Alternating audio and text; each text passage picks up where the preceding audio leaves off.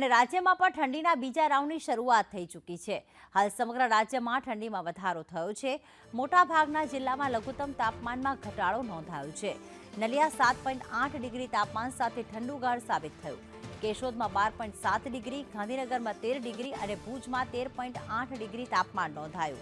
ડીસામાં 14 degree તાપમાન, જ્યારે અમદાવાદમાં 15 ડિગ્રી લઘુત્તમ તાપમાન નોંધાયું છે।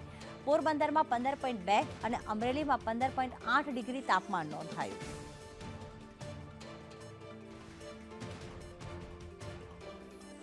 તો અમદાવાદમાં 15 ડિગ્રી, ગાંધીનગરમાં 16 ડિગ્રી તાપમાન નોંધાયું।